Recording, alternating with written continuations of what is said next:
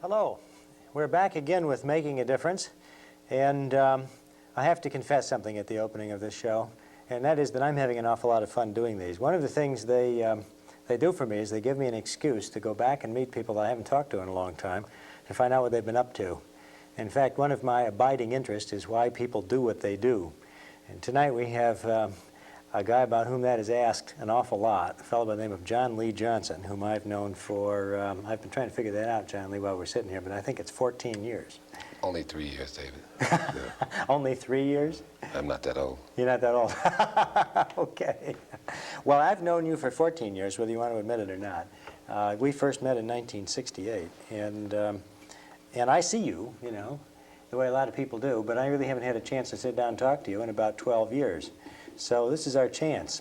One of the things that I have to confess is that I'm not a lifelong resident of Urbana or Champaign. I've been here 17 years, but you've been here all your life. Tell me about your family, when your father came, how this became your community. Well, my dad came here in a covered wagon, and I'm not quite sure of the date in which he came. He fought in the First World War. His brother was a sheriff here, a deputy sheriff, in the 20s. The first black sheriff that they had here in Champaign County. He had another brother that went on to be a prize fighter. Anthony Jones was his name. He had a lot of kids. I'm one of 15 children. My goodness. He's dead and my mom's dead. But I was born in a house in Champaign. In fact, the City of Champaign's Urban Renewal Department has acquired that house last year and demolished it. I went over and watched it torn down. The one you were born in? The one I was born in. Then we moved to Urbana. I went to school in Champaign and school in Urbana. You know, now you told me that you were the seventh son. Yes, I'm the seventh son. Of the seventh son. Of the eighth son. Of the eighth son. Born on the seventh day. Born on the seventh day of the eighth month. Yes. And that was something you said your mother told you when you were small. Yes, she thought it was kind of special. She always indicated around the dinner table that this kid was to be a preacher. Yeah. Well, you are, you know. Well, I've always talked a lot. You know, I've always had that problem. You know, I always ran my mouth. You know, and I just get beat up a lot of times because of it. See, now, if you were a preacher and if you got into the wrong division of the Catholic Church, you'd have to be silent all the time. All the time. All the time. But that didn't happen to you. Yes. You got beat up as a kid. Yes. Who would beat you up, and why were they beating you up? I was beat up once by a boy and 4 times by girls. I want to confess that I had a similar thing happen to me. I don't know. Why is it that girls grow up faster than boys? It's not fair. Well, in fact, I was knocked out on a bus, city bus, coming from Urbana High School because I was making fun of this girl. She was a close friend of mine, and she struck me when I was talking to some other kids, and actually I saw stars, and we became the best of friends as a result of that. Every day that she would bring me a sandwich to school. I guess she was apologizing because she had knocked me out. But I never said another bad thing about her. I bet you didn't. Never said another bad thing about her. Well, John Lee, that's true. I don't think anybody's ever accused you of being exceptionally silent. That's not been one of your problems. In fact, you have had your mouth open, but I have noticed, anyway, I noticed when I first met you, that every time it was open, what you were saying had very much greater probability of being the truth than when certain other people's mouths were open. In fact, the first thing I noticed about you was that you knew more about what was going on the campus of the University of Illinois in 1968 at a certain critical period than anybody else I was talking to. And I've always been impressed by how you know what you know. Well, you know, I went to the university. I used to always go there as a kid, but I went there in '63. I was accused of exciting a riot, and with the Champaign police officer was critically injured. And I was on trial for it, and I went out there to solicit legal funds for me. And as a result of that, I got interested in the political processes on campus, what students were doing and what they were not doing. And I just saw a great potential there as a result of that. By the way, I did win my case. The judge threw the matter out of court. And I became friends with some of the people there.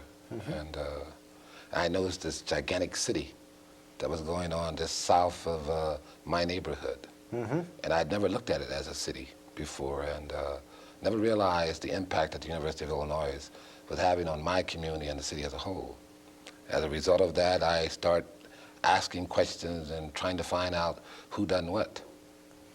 Well, you found out. I think you had a better idea of where the power really flowed within the University of Illinois in 1968 than anyone else did. In fact, you were the one that everybody I knew in the Graduate Student Association back in those days consulted about who it was really worth talking to within the university hierarchy. I think it was always a real lesson to us that you have never been enrolled at the U of I, right? A non-student, we have these terms for real people called a non-student knew more about our campus than anyone else. I think that's always been a lesson. I think the advantage that I had is that I was so unusual. You know, I would walk into an office and immediately I became friends with the secretarial pool. You know, I think without secretaries I would have never gotten where I am today. Always someone who sympathized with the questions that I was asking and provided me information. I became friends with chancellors, vice chancellors, presidents. I thought that David Henry, had a kind of vision, who recognized that the university should have a tremendous urban involvement. And they didn't have an ombudsman then, and I was something like an accepted ombudsman. A chance to talk to somebody who really was out there. And then you had the kids who were grad students who, I think at that time, was more willing to take on a political role outside the campus. Undergrad students were asking political questions that I don't think some students are asking now. So it was an environment in which I could learn, and I'd done it every day. Well, you did indeed, and we ought to talk about what your issues were.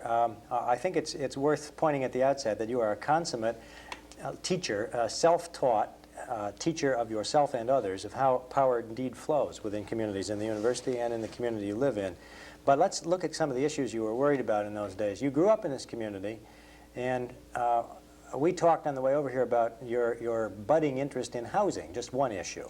How do people live, where do they live, and what are their chances of living in a decent place? Tell me the story about your own parents and their experience in this community with housing. You said you were born at home, in a home. We lived in a three-bedroom home, all 15 of us. All 15 of you? Yes. And I think all of us, our overriding interest was to get our mom a better place to live. And there was an elderly lady, white lady, that lived in our neighborhood, and her children were about to send her off to an old folks' home. She came across the street and she said, "Mamie," which is my mother, "I think you should have my home." And I think she wanted $4,000 for it. And my dad. This was the early 1950s? Yes, this was in the early 50s. Okay. My dad tried to borrow the $4,000 from his employer. He said no, and we never got that home. But I don't think that any of us stopped wishing for our mother to have a better place to live, and at least a better place for us to live. We eventually left that home on Columbia Street and moved to Urbana. And I had older brothers, and they went off to service, and they said, one of the things we're going to do is get you a home. Well, that never materialized, I think when you go away from home, there are other things that are of greater interest. You have your own family and all that. So your mother always lived in a rented home? My mother always lived in a rented home. And in fact, before she died, she was buying a home. That an organization that I started, which was the Northeast Champaign Progressive Housing Association, we built 21 units of scattered site FHA 235 housing in the old Champaign's Conventional Urban Renewal Program. And I got her one of those pieces of property. She only lived in it 2 years before she died. But she at least had the sense that finally she had her own home. Yes. Well, once before, she thought she had her own home. True. This